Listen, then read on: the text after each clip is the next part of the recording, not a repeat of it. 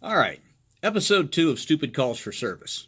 Um, I get dispatched to a residential burglary, and it seems like all these stupid ones are burglaries are already occurred or something already occurred. I guess that's just the name of the game. But I get it's in a I guess like a retirement community kind of a situation where it's not like assisted living, but they're like duplexes or single family residences that are like a gated community, and everybody that lives there is either retired or of retirement age.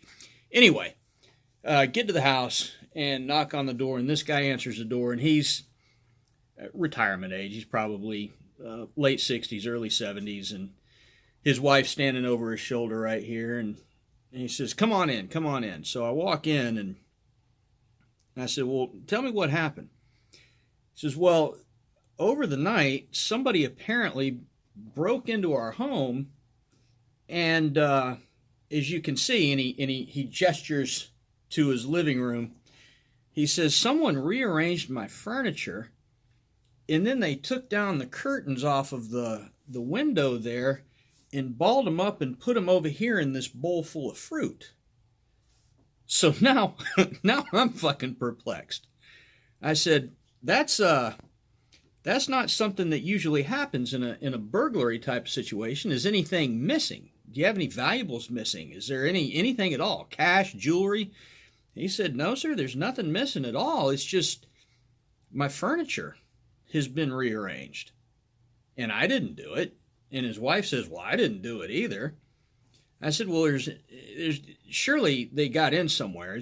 Was there an open window? Is there any forced entry?" And he says, "No, sir.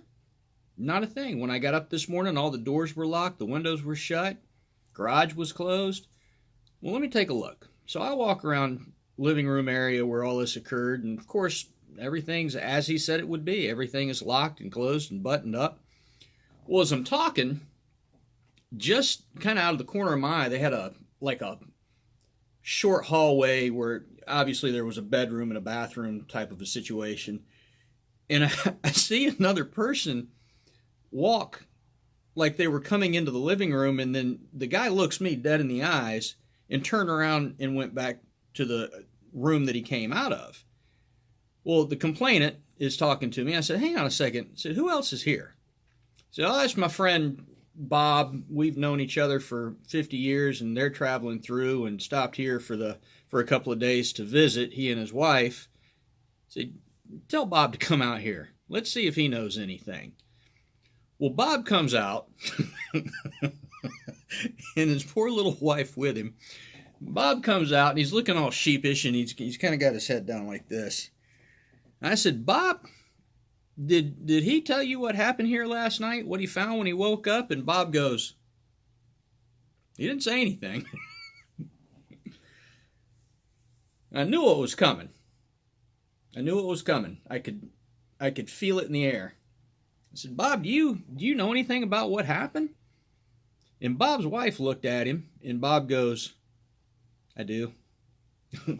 I said, "Well, why don't you clue me in?" Well, of course, the complainant at this point is like, "What the fuck, dude? What do you know? Did you let somebody in? Did you have hookers over?" I mean, you could see the gears turning in everybody's head. Well, Bob's wife puts her head down and walk back into the room.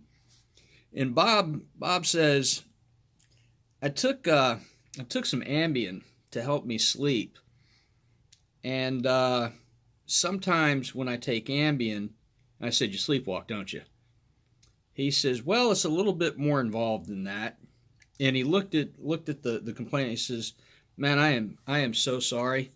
Well, Bob took his Ambien, and about an hour later, gets out of fucking bed and walks into his buddy's living room and rearranges the furniture. And when I say rearranges the furniture, I don't mean just kind of moves it. I mean like move the couch from one side of the room to the other, like put the dining room table on the opposite side of the dining room, move chairs, flip cushions upside down. And the coup de grace, the best part of this whole thing is the son of a bitch took down the curtains off of the window and rolled them up and put them in a bowl of fruit, and then apparently went back to bed. And he wakes up, and I've never taken this stuff, but this isn't the first one and wasn't the last one of these situations I had dealt with somebody taking these sleeping pills, this Ambien. Well, poor Bob was obviously very embarrassed, and I looked at the complainant and I said, "Well, I mean, there's not been a crime committed here. You and Bob and your families, your respective families, probably have something to kind of work out here, but there's really nothing more I can do." And the poor complainant, he put his head down. He says, "Yeah, you're probably right." And Bob was, he was starting to turn this color. Bless his heart. I felt so bad for him. So I leave. Of course, I leave him a business card because, I'm a classy guy. Walk out, sat down in the patrol car and cleared the call, no report, no paper, and laughed until I hurt, until I cried. And I wish you guys could have been there to see the look on everyone's faces when poor Bob comes out of that bedroom and has to fess up to taking Ambien and rearranging this poor son of a bitch's furniture. I don't know. What are your experiences with people on sleeping medication? I know most of our silly shit revolves around meth and heroin and all the other the classics, I guess. But if you've got a good one about sleeping pills, comment and let me know. You guys be safe.